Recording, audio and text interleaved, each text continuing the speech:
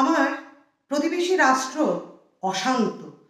প্রত্যেকদিন যখন print media, social media, electronics media দেখি, তখন দেখি যে আগুন জ্বলছে, অশান্তিতে ভুগছে আমার প্রতিবেশী রাষ্ট্র এবং সেই রাষ্ট্রের মানুষজন।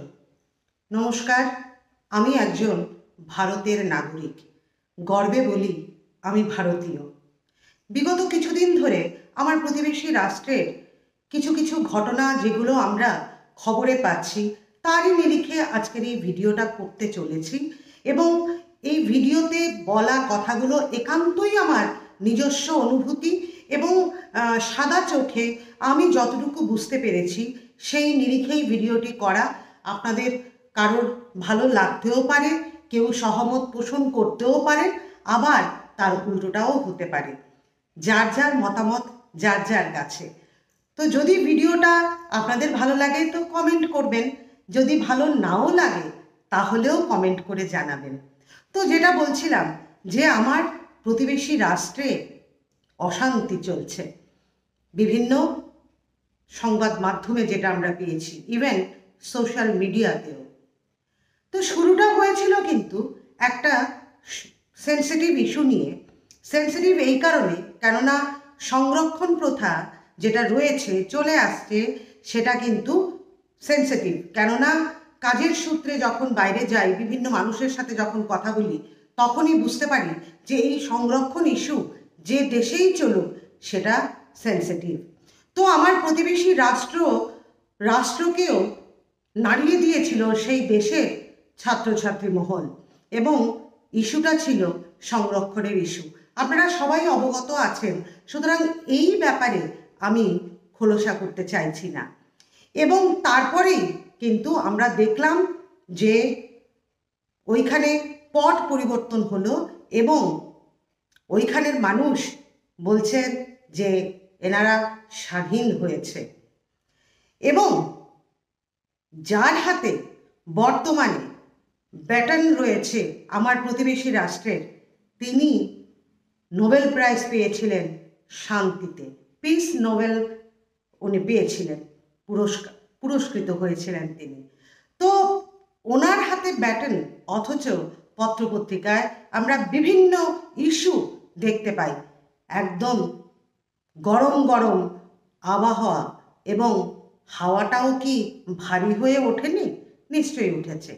এরই মধ্যে দেখা গেছে যে ওই সংরক্ষণ থেকে নতুন প্রেক্ষাপট, এবং সেখান থেকে একজনের হাতের থেকে সেই দেশ চালানোর ব্যাটন আরেকজনের হাতে, এবং তারপরেই চলে এলো যে সংখ্যালঘুদের ওপরে অত্যাচারের বিভিন্ন ঘটনা। বিভিন্ন সময় বিভিন্ন পত্রপত্রিকায় সেই আমার প্রতিবেশী রাষ্ট্রে সংখ্যালঘুদের নির্যাতনের খবর শুনে আসছি। শুধু প্রতিবেশী রাষ্ট্র কেন, সংবাদ মাধ্যমে বিভিন্ন রাষ্ট্রে যখন বিভিন্ন ধরনের ভায়োলেন্স হয়, তখন সেই খবর কারোরই অজানা থাকে না। কেননা এখন আমাদের হাতের মুঠোয় পুরো বিশ্ব। তারই মধ্যে সামাজিক মাধ্যমে দেখতে পেলাম যে সেই প্রতিবেশী রাষ্ট্রের কতিপয় ছাত্রছাত্রী এরা আমার দেশের পতাকাকে পদদলিত করেছে। এখন যে কোনো দেশের পতাকা কিন্তু তার গর্বের, তার অহংকারের। কেননা প্রত্যেকটা স্বাধীন রাষ্ট্রের একটা একটা করে নিজস্ব পতাকা রয়েছে, এবং সেই পতাকা প্রত্যেকটা রাষ্ট্রের সেই পতাকার রঙও বিভিন্ন, তার ডিজাইনও বিভিন্ন থাকে, এবং প্রত্যেকটা রাষ্ট্রের পতাকা সেই রাষ্ট্রের কথা বলে, সিম্বলাইজ করে এই পতাকা এই রাষ্ট্রের, সেই পতাকা ওই রাষ্ট্রের। আমার ভারতের পতাকা তেরঙ্গা পতাকা, পথ পথ করে শব্দ করে করে গর্বে একদম আমরা গর্বিত থাকি। আমাদের পতাকা, তেরঙ্গা পতাকা যখন পথ পথ করতে থাকে, সেই পতাকা পদদলিত করা হয়েছে ভায়োলেন্স কিন্তু বটে এটা। এবং আশ্চর্যজনকভাবে কোথা থেকে এই যে মানে মবের যে বিহেভিয়ার, সেটা সংরক্ষণ ইস্যু থেকে, রিজার্ভেশন পলিসি থেকে, সেই রাষ্ট্রের মানে রাষ্ট্রপ্রধানকে বিতাড়িত করা থেকে সেটা চলে এসছে ধর্মের ওপরে। আমি আমি ব্যক্তিগতভাবে বিশ্বাস করি পতাকাকে পদদলিত করা মানে আমার দেশকে পদদলিত করা নয়। আমার ভারত মহান, আমার ভারত শ্রেষ্ঠ। ভায়োলেন্সটা কেন? মানুষের এই ভায়োলেন্সের পেছনে দুটো কারণ কাজ করে, একটা হচ্ছে অ্যাগ্রেশন, আরেকটা হচ্ছে ফিয়ার। তার আগে বলে নিই যে প্রত্যেকটা রাষ্ট্রের পতাকা তার ইতিহাস বলে, এবং আমার ভারতের ইতিহাসে লেখা আছে সেই প্রতিবেশী রাষ্ট্রের স্বাধীনতার জন্যে আমার ভারতের অবদান কি, আমরা ভারতবাসী কি অবদান তাদের স্বাধীনতার জন্যে আমার পূর্বজরা করে গেছিলেন। সেটা ভুললে কি চলবে? সেটা ভুললে তো চলবে না। সেটা যদি ভোলা হয় তাহলে সেই প্রতিবেশী রাষ্ট্রের পতাকা, তার যে ইতিহাস, পতাকার ইতিহাস নয়, তার যে রাষ্ট্রের ইতিহাস, সেই রাষ্ট্রের ইতিহাসে আমার ভারতের যে অবদান, আমাদের ভারতের যে অবদান, আমরা ভারতবাসীর যে অবদান, সেই ইতিহাসকে অস্বীকার করা।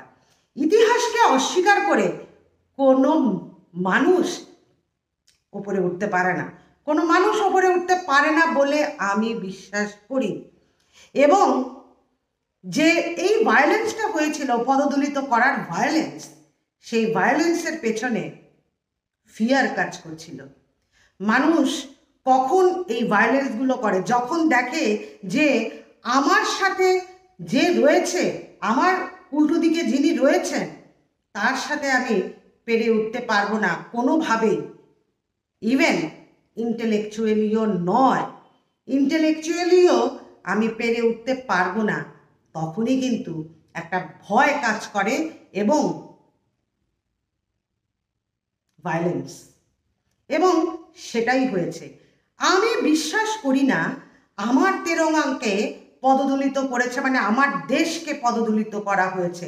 দেশ অনেক বিশাল, দেশ অনেক বড়, পতাকা জাস্ট একটা সিম্বল। সেই দেশের একটা সিম্বলকে পদদলিত করে কি প্রমাণ করতে চাইছো সেটাই তো বোঝা গেল না। ভয়ও দূর হয়ে যাবে, ভয়ও দূর হয়ে যাবে। কেননা একটা সিরিজ আমি দেখতে পাচ্ছি যে আমাদের প্রতিবেশী রাষ্ট্রে সংরক্ষণ, সরকার পরিবর্তন, সংখ্যালঘুদের ওপরে, সেই দেশের সংখ্যালঘুদের ওপরে আক্রমণ। অ্যাকচুয়ালি ধর্ম সেটা হচ্ছে যেটা আমরা ধারণ করি, সেটা হচ্ছে ধর্ম। এবং আজকাল মানে আমি বোঝার পর থেকেই আমার কাছে, এবং অনেক লেখায় আমি পড়েছি, আজকাল ধর্ম কৃতিত্ব আর দারিদ্র্যে আটকে রয়েছে। আমি যখনই ক্লাসে প্রেজুডিস পড়াই তখন রিলিজিয়ান আসেই, তখন পলিটিক্যাল সিচুয়েশন আসেই, কেননা ওই পূর্ব সংস্কার বা প্রেজুডিস থেকে এই ধর্ম, জাতপাত এগুলোকে আলাদা করে করা যায় না। এগুলোকে আলাদা করলে পূর্ব সংস্কার আর প্রেজুডিস পড়ানোই যায় না। ধর্ম, আমি ক্লাসেও বলি, আবারও বলছি, ধর্ম কৃতিত্ব আর দারিদ্র্যে আটকে রয়েছে।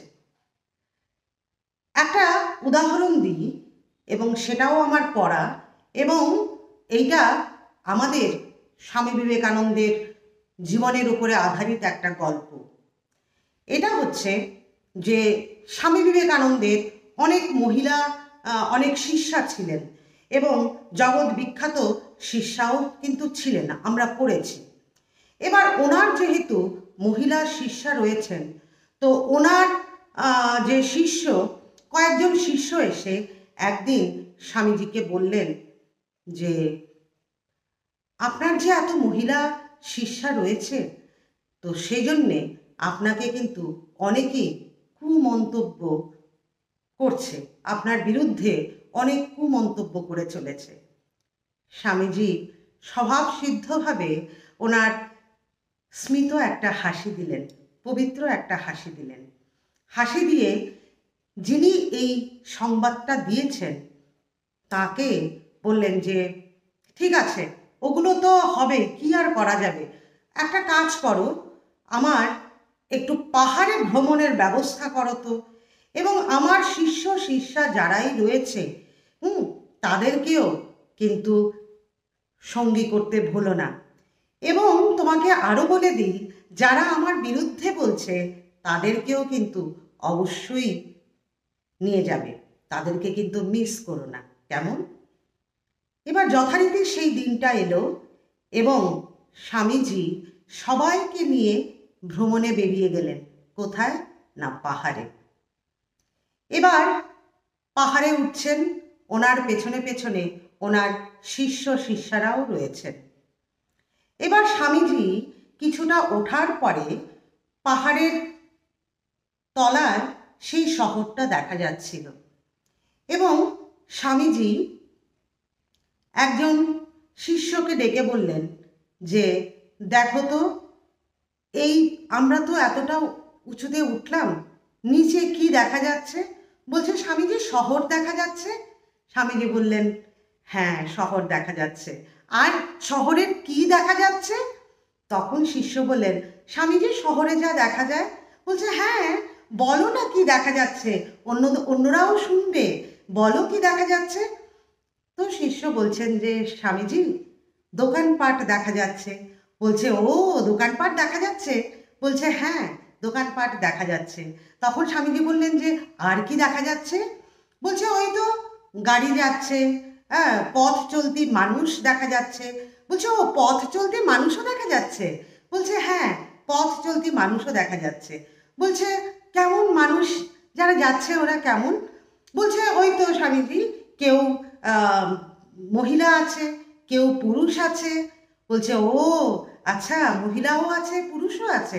বলছে হ্যাঁ, এবং বিভিন্ন জন বিভিন্ন পোশাক পরে, পুরুষরা পুরুষদের পোশাক পরা, মহিলারা মহিলাদের পোশাক পরা, এবং শিশুরা শিশুদের পোশাক পরে রাস্তায় হাঁটছে, কেউ বা তার মায়ের কোলে, কেউ বা তার বাবার কোলে।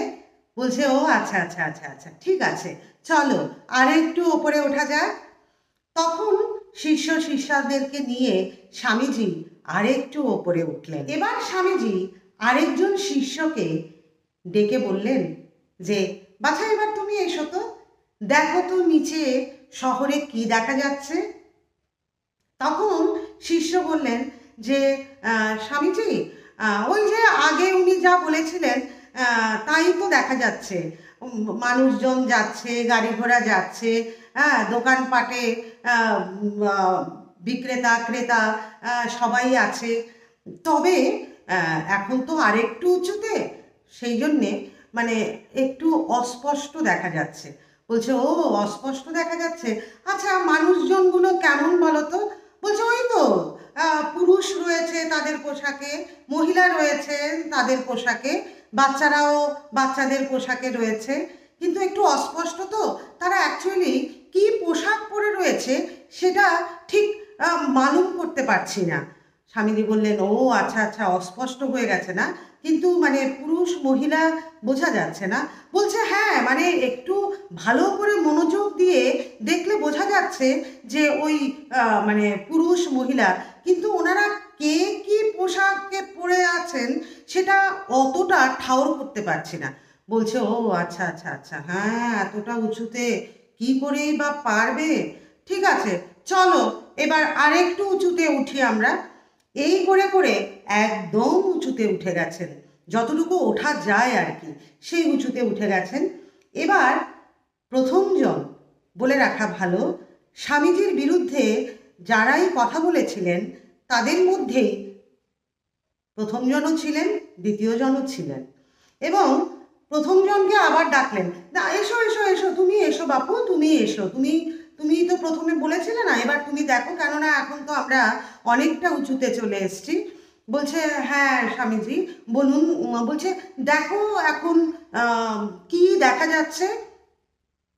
বলছে যে স্বামীজি সেরকম তো একদম তো মানে অস্পষ্ট, হ্যাঁ, একটু ওই দোতলা তিনতলা বাড়িগুলো দেখা যাচ্ছে, কিন্তু বলছে আর গাড়ি ঘোড়া, বলছে হ্যাঁ গাড়ি ঘোড়াও একটু একটু যেগুলো বাস টাস রয়েছে সেগুলোও দেখা যাচ্ছে। বলছে ও আচ্ছা আচ্ছা, মানুষজন মানুষজন দেখা যাচ্ছে। বলছে হ্যাঁ, মানুষজন মনে হচ্ছে যে কি হেঁটে হেঁটে যাচ্ছে, হ্যাঁ বোঝা যাচ্ছে। বলছে ও বোঝা যাচ্ছে, আচ্ছা বলো তো এবার যে ওখানে পুরুষ মহিলা বোঝা যাচ্ছে? এবার শিষ্য স্বামীজি আপনি কি যে বলেন না, এতটা উঁচুতে উঠেছি আর পুরুষ মহিলা কি করে দেখবো? পুরুষ মহিলা বোঝাই যাচ্ছে না, মানুষ হাঁটছে বোঝা যাচ্ছে, পুরুষ মহিলা বোঝা যাচ্ছে না। স্বামীজি বলছেন বোঝা যাচ্ছে না মানে তাদের লিঙ্গ বোঝা যাচ্ছে না, জেন্ডার বোঝা যাচ্ছে না, পুরুষ না মহিলা। ওই জেন্ডারের জায়গায় আমার এখানে যারা শুনছেন বা দেখছেন ভিডিওটা, আপনারা একটু ধর্ম শুনুন, মানে জেন্ডারের পরিবর্তে ধর্ম শব্দটা শুনুন আর কি, রিলিজিয়ান শব্দটা শুনুন। তখন স্বামীজি বলছেন যে পুরুষ মহিলা বোঝা যাচ্ছে না। বলছে স্বামীজি এত উঁচুতে উঠেছি মানুষ বোঝা যাচ্ছে কিন্তু পুরুষ মহিলা বোঝা যাচ্ছে না। বলছে একদম ঠিক, এতটা উঁচুতে উঠেছি, কে পুরুষ কে মহিলা আপনারা শুনুন, মানে পড়ুন, কে কোন ধর্মের সেটা বোঝা যাচ্ছে না। বলছেন যে স্বামীজি মনটাকেও সেই উঁচুতে ওঠাও, সেই উচ্চতায় ওঠাও মনটাকেও, তাহলে তুমি একদমই বুঝতে পারবে না তোমার সামনে কে পুরুষ কে মহিলা। তোমার সামনে তুমি শুধু মানুষ দেখবে, কে পুরুষ কে মহিলা সেটা তোমার একদমই মাথায় আসবে না, তুমি তো দেখছো শুধু মানুষ। আপনারা সেটা আবার মনে মনে বলুন। বিশেষ করে আমি আমার ছাত্রছাত্রীদেরকে বলছি, কেননা এরা এখনো কাঁচা মাটির ঢেলা, ওদেরকে যেভাবে আমরা গড়ব, বিশেষ করে শিক্ষক শিক্ষিকা এবং তাদের পিতামাতা, আমরা যেভাবেই ওদেরকে গড়ব তারা কিন্তু সেই রূপটাই পাবে। তো একজন শিক্ষিকা হিসাবে আমি এই ভিডিওটা আমার ছাত্রছাত্রী বা অন্য কোনো ছাত্রছাত্রী তোমরা যদি শুনে দেখে থাকো, তাহলে তোমরা ওই কথাটা নিজের মনে আবার বলতে শুরু করো যে আমাদের মনটাকে যদি আমরা সেই লেভেলে নিয়ে যাই, সেই উচ্চতায় নিয়ে যাই, তাহলে আমাদের সামনে কে কোন ধর্মের মানুষ সেটা নজরেই আসবে না। That's called spirituality. আমাদের মনটাকে স্পিরিচুয়াল বানাতে হবে, নট রিলিজিওসিটিতে বিশ্বাস আমি করি না। স্পিরিচুয়ালিটিতে ইম্পর্টেন্স দিতে হবে, গুরুত্ব দিতে হবে, নট অন রিলিজিওসিটি। রিলিজিওসিটি আমাদেরকে পেছন দিকে ঠেলে নিয়ে যায়, কিন্তু স্পিরিচুয়ালিটি আমাদেরকে সামনের দিকে এগিয়ে নিতে সাহায্য করে, মানুষ মানুষকে ভালোবাসতে সাহায্য করে। হিংসা দেশ গ্লানি এগুলো আমাদের মধ্যে কাজই করে না। আরেকটা কথা সবসময় সত্য, সেটা হচ্ছে যারা ভায়োলেন্স করে এবং যারা ভায়োলেন্সের শিকার হয় কেউই কিন্তু শান্তিতে থাকতে পারে না, একদমই পারে না। আমি ভাবছি যে আমার অপরপক্ষের আরেকজনকে আমি নির্যাতন করে আমি শান্তিতে থাকব, মোটেও না, মোটেও না। সেটা যদি ভেবে থাকো তাহলে ভুল ভাবছো তোমরা, একদমই ধর্মই হিংসার কথা বলে না, সমস্ত ধর্ম ভালোবাসার কথা বলে। অ্যাকচুয়ালি ওই ব্যাখ্যাকারীদের মধ্যেই একটু সমস্যা হয়ে যায়। ওই যে বললাম ধর্ম এখন টিকিত্ব আর দারিদ্র্যে আটকে রয়েছে, সেই জন্যে ওই ব্যাখ্যাকারীদের একটু গণ্ডগোলের জন্যে আমাদের এই অবস্থা। সেটা দূর করার জন্যেও রাস্তা রয়েছে, সেটা হচ্ছে ধর্মগ্রন্থগুলো প্রত্যেকের প্রত্যেকের যে যেই ধর্মেরই হোক না কেন, আপনারা অন্য ধর্মগ্রন্থগুলো দেখুন, তাহলেই তো বুঝবেন যে সব ধর্ম ভালোবাসার কথা বলে। আমি এটা দায়িত্ব নিয়ে বলছি এই কারণে, আমি 3টে ধর্মগ্রন্থ আমি পড়েছি, পুরো পড়েছি বললে মিথ্যে কথা বলা হবে। আমি বেশিরভাগ অংশটুকু পড়েছি। কেননা আমার যে আমি যখন পড়াই ছাত্রছাত্রীরা বিভিন্ন ধর্মের ছাত্রছাত্রী রয়েছে, তো এরকমই দুই ধর্মের ছাত্রী তাদের দুজনের ধর্মগ্রন্থ আমাকে দিয়েছিল। তো সেই জন্যে আমি গীতাও পড়েছি, কুরআনও পড়েছি, বাইবেলও পড়েছি। এই 3টে ধর্ম গ্রন্থ যেহেতু আমি পড়েছি কিছুটা হলেও, সেই নিরিখে আমি বিশ্বাস করি এবং আমার ছাত্রছাত্রীদেরকে বলতে পারি যে তোমরাও পড়ো, পড়ে জানো যে কোন ধর্মে কি কথা বলা আছে। আমার কথায়, মুখের কথায় বিশ্বাস নাই বা করলে নিজেরা দেখো, কেননা কান আর চোখের মধ্যে নাকি 5 আঙুলের পার্থক্য রয়েছে, 5 আঙুলের গ্যাপ রয়েছে। ওই গ্যাপ দিয়ে ভুল ইনফরমেশন যাতে তোমাদের মধ্যে ঢুকে না যায়। ইদানিং আমি বৌদ্ধ ধর্মেরও কিছু পড়া শুরু করেছি। আমার প্রত্যেকটা ধর্মগ্রন্থই আমাকে নতুন করে বাঁচতে সাহায্য করছে, নতুন করে ভালোবাসতে সাহায্য করছে। ধর্মে মহান হবে, কর্মে মহান হবে, নবদিন মনি উদিবে আবার, পুরাতন এ পুরবে। অতুল প্রসাদের এই গানটা দিয়ে আমি শেষ করছি। যদি কোনো ভুল ত্রুটি করে থাকি তাহলে ক্ষমা করবেন। ধন্যবাদ।